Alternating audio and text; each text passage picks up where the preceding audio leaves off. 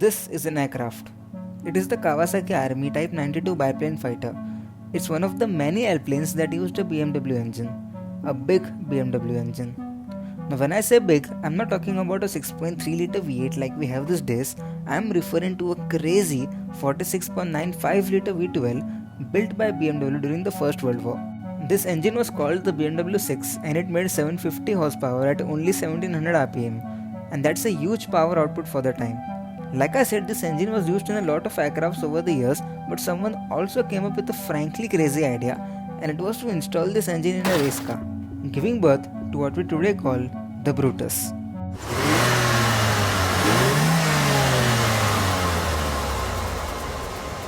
After the First World War, many aircraft engines were easily available in Germany, as the country was not allowed to have an air force anymore. This gave the perfect opportunity to some motorsport enthusiasts who decided to use this engine in a race car at Brooklands. Now, Brooklands is a racetrack in the UK and is one of the oldest racetracks around the world. A chassis with a 1907 chain drive was used as a base for this experiment. This chassis was used by fire departments in the US for a long time. The 47-liter BMW 6 was mounted on the chassis, and since Brooklands had only banked curves, powerful brakes weren't a necessity apparently, and thus the car was fitted with only rear brakes. Adding to the weirdness of the engine, the cylinders on the right side each had 4 liters of cylinder capacity, whereas the ones on the opposite side had 3.82 liters of cylinder capacity. Speaking of the Brutus itself, like I said, the brake only acted on the rear axle, and the power output from the engine was delivered to the axle by a 3-speed gearbox and a chain drive. Now that's all very good and useful information, but what did it sound like? Here are some clips.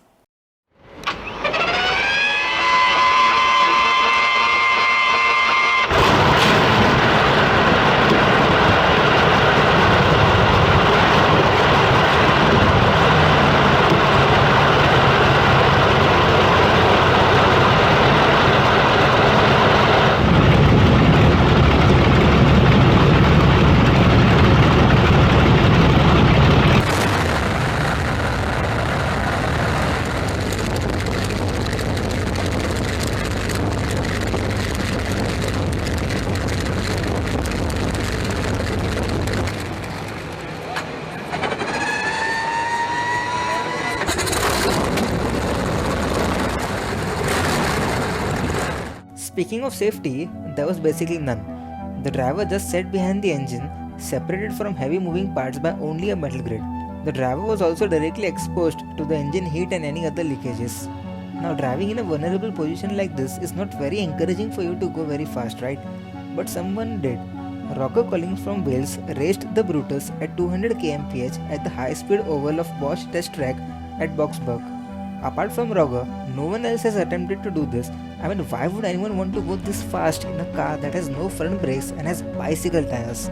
Our good friend Brutus now sits at the Sansheim Technical Museum at southern Germany. The car is also exhibited in various vintage car rallies and car shows across Germany. What are your views on this historical masterpiece? Let us know in the comments. If you enjoyed watching this, then please give us a thumbs up, and if you are new to the channel, then please consider hitting the subscribe button.